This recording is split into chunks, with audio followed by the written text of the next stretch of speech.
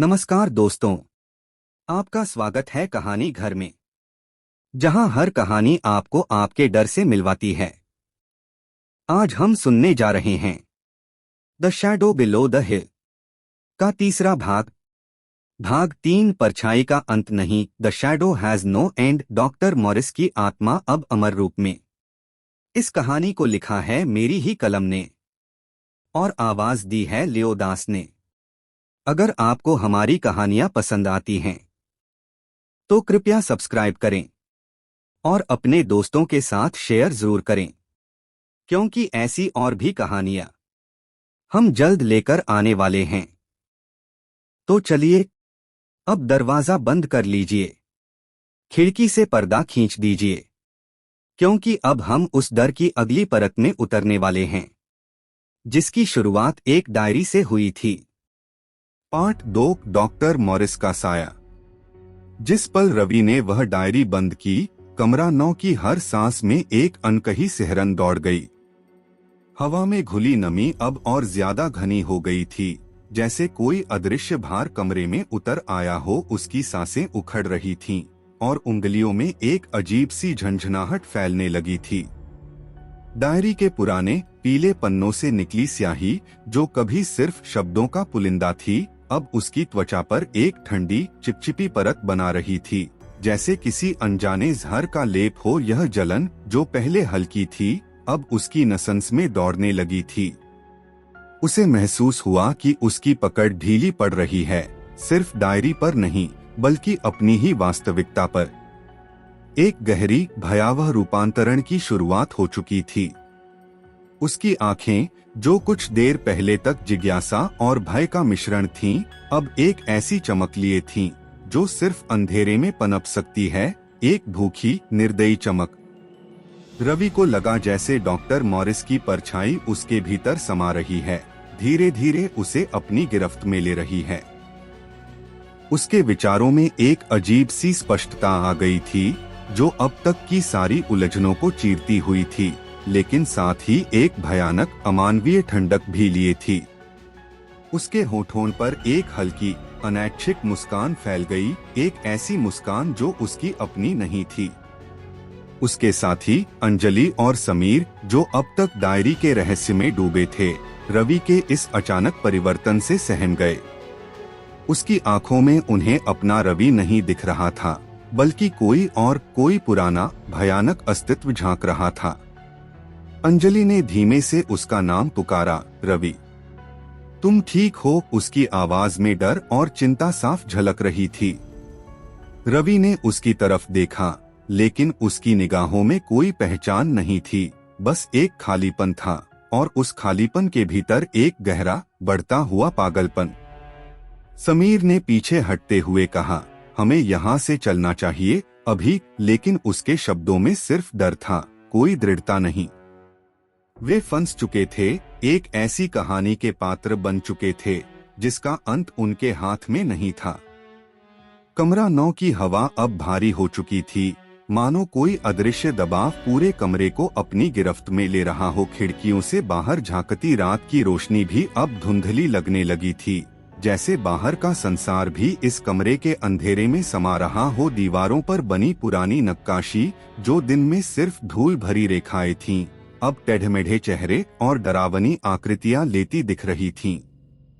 हर कोने से एक अजीब सी कानाफूसी सुनाई दे रही थी, जैसे पुरानी आत्माएं फुसफुसा रही हों, उन्हें अपने भयानक खेल में शामिल होने के लिए बुला रही हों। उसी रात कमरा 9 में एक भयानक अनुष्ठान शुरू हुआ। यह सिर्फ कोई जाप नहीं था, बल्कि एक भयावह और विद्रूप नृत्य था, जो अंधेरे की गहराई से निकलकर आया था। मोमबत्तियों की लौ जो रवि ने जलाई थीं, दीवारों पर विशाल और विकृत परछाइयां बना रही थीं। उनकी रोशनी में धूल के कण ऐसे नाच रहे थे जैसे वे हवा में तैरती हुई आत्माएं हों। रवि अब पूरी तरह से डॉक्टर मॉरिस के प्रभाव में था। उसकी चाल बदल गई थी, उसके हाथ पैर अजीबोगरीब कोनों पर मुड़ रहे थे, और उसकी आवाज अब उसकी अपनी नहीं थी, बल्कि एक गहरी भयंकर प्रतिध्वनि थी। डॉक्टर मॉरिस की उसके होठों से अस्पष्ट मंत्र निकल रहे थे, लैटिन और किसी अनजानी प्राचीन भाषा का मिश्रण जो कमरे की दीवारों से टकराकर वापस आ रहे थे, जैसे कोई भयानक फुसफुसाहट। अंजलि और समीर भयभीत होकर एक कोने में सिमट गए थे। उनके चेहरे पर पीलापन छाया हुआ था। वे रवि को ऐसे देख रहे थे जैसे वह कोई भयानक राक्षस हो जो अब उनके दोस्त की शक्ल में आ गया था। कमरा 9 का तापमान तेजी से गिरता जा रहा था और हवा में सड़ी हुई पत्तियों, नम मिट्टी और पुरानी सड़ती हुई किताबों की एक असहनीय गंध भर गई थी। यह गंध इतनी तीव्र थी कि उन्हें सांस लेने में भी घुटन महसूस हो रही थी। फर्श पर धीरे धीरे एक गाढ़ा काला पदार्थ फैलने लगा था, जो पहले सिर्फ पानी का एक धब्बा लगता था, लेकिन अब अजीबोगरीब हिलती हुई आकृतियां ले रहा था। अनुष्ठान अपने चरम पर पहुंच रहा था। रवि ने अपनी उंगलियों को हवा में अजीबोगरीब ढंग से घुमाना शुरू किया, जैसे कोई अदृश्य धागों से किसी कठपुतली को नचा रहा हो। उसकी आंखों में एक ऐसी बर्बरता थी जो इंसानियत की सारी सीमाएं पार कर चुकी थी। कमरे की पुरानी लकड़ी की अलमारियां चरमराने लगीं और किताबों के ढेर जमीन पर गिर पड़े। उनके पन्ने हवा में फड़फड़ाने लगे जैसे घायल पंख हों। एक पुरानी घड़ी जो सालों से बंद पड़ी थी, अचानक तेजी से टिक टिक करने लगी और फिर अचानक रुक गई, जैसे समय ही जम गया हो। यह एक ऐसी भयावहता थी जिसे शब्दों में बयां करना असंभव था। यह सिर्फ महसूस की जा सकती थी, हड्डियों तक ठंडी। अंजलि ने हिम्मत करके फुसफुसाया, हमें कुछ करना होगा। समीर ने अपना सिर हिलाया, उसकी आंखों में निराशा थी। क्या करेंगे? ये रवि नहीं है। जैसे जैसे अनुष्ठान की भयानक ऊर्जा बढ़ती जा रही थी, रवि ने कांपते हाथों से डायरी का अंतिम पृष्ठ खोला। उसके चेहरे पर एक विद्रूप मुस्कान फैल गई थी, एक ऐसी मुस्कान जो किसी शिकारी की होती है जिसने अपना शिकार पहचान लिया हो। वहाँ डॉक्टर मॉरिस की अस्थिर टेढ़ी मेढ़ी लिखावट में एक नाम लिखा था, आदित्य। यह नाम किसी अभिशाप की तरह था जिसने कमरा 9 में मौजूद सभी लोगों को एक झटके में अवाक कर दिया।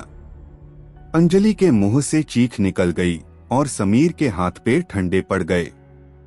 आदित्य, जो अब तक इस पूरे भयावह घटनाक्रम को किनारे से देख रहा था, यह सोचकर कि वह किसी भी तरह सुरक्षित है, अचानक ठिठक गया।